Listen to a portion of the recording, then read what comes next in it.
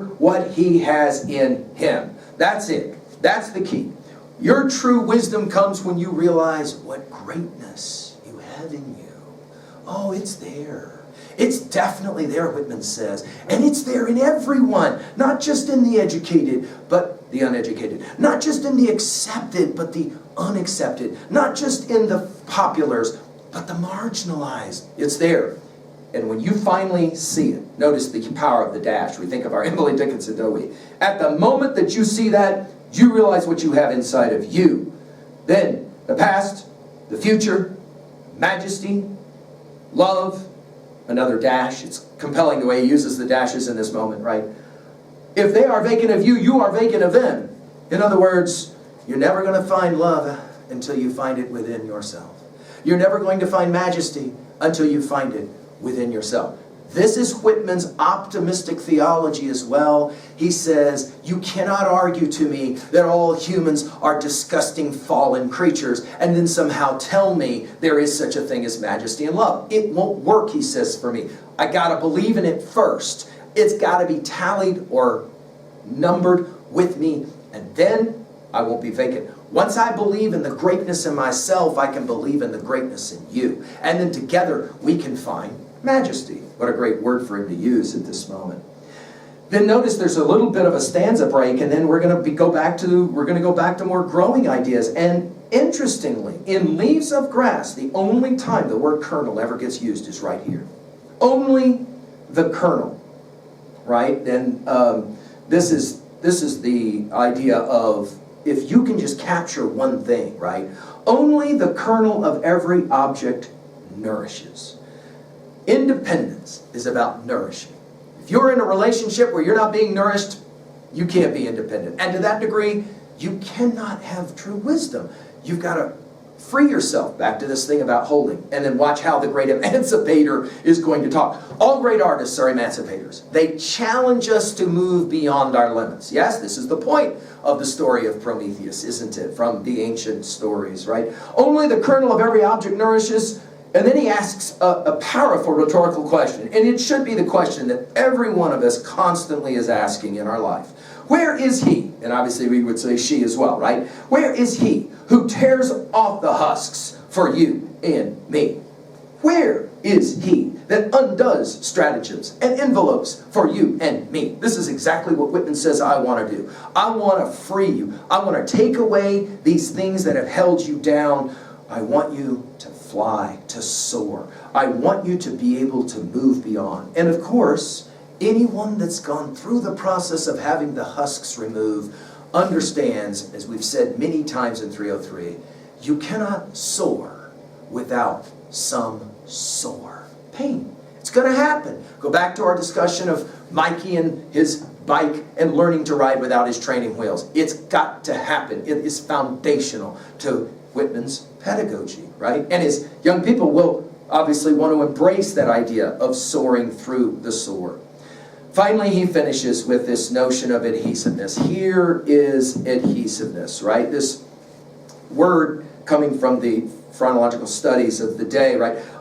Having something to do with male bonding, but coming together. We might think of it as unity or harmony. Here is adhesiveness. It is not previously fashioned. It is, and then the only use of this word, apropos, fitting, right? Fitting, suiting. In other words, at the moment when this adhesiveness starts to happen, and by the way, for those of you who are like, where have I heard this word? It's an echo. You're right. Ribbed breast, not heaving from my ribbed breast. You'll remember, oh, adhesiveness, oh, pulse of my life. You'll remember this notion of coming together, right? At the moment that you begin to identify the power and the majesty within yourself, you cannot help but begin to see it in everybody else. Go back to our comments of Wordsworth with Tintern Abbey, the power of elevated thoughts. You'll remember that he calls it there. And it may be, Wordsworth argues in Tintern Abbey, it may be that, I'm wrong about this. And yet he says, without this kind of hopeful optimism, how am I going to live my life and dare to hope, as he says it, right? And then, interestingly, it's almost as if Whitman, now that he's torn some of the husks away, now that he's challenged us to really think about what true wisdom is, he'll then ask two very interesting questions that are rhetorical, might be self-revealing as well. Do you know what it is as you pass to be loved by strangers. We're going to get to the strangers playing around, by the way, in passage 7, just like we're going to get to more of this adhesiveness and attaching character in passage 8. Passage 6, setting up so much that's coming now in our next readings. Do you know what it is to pass as you pass to be loved by strangers? Do you know the talk of those turning eyeballs? You'll remember in To a Stranger that we were playing a very similar game about this being loved by strangers. Whitman was so in tune with the idea that when he was walking the streets of Manhattan and New York, that he was seeing strangers, but somehow they weren't strangers. Somehow we're all connected. And that's obviously at 2a. Let's finish now. What are our major messages here? We're all connected. We're all together in this great search for wisdom. The test, the final test, is how well we take care of each other.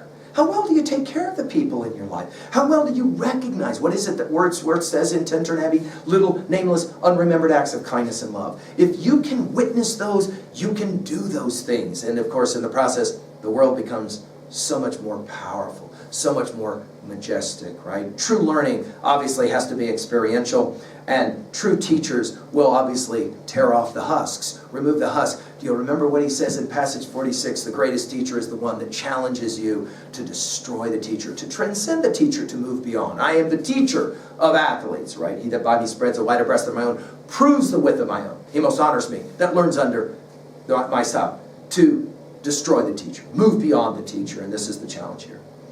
Well, at 2b, so many echoes, so many repetitions. Notice the repetitions of now and here to make this immediate, and which is why some of my students say this is their favorite passage in all of Leaves of Grass, because it's a calling to say, this is the moment. Now, let's do something to get ourselves up. A foot in lighthearted, I take to the open road.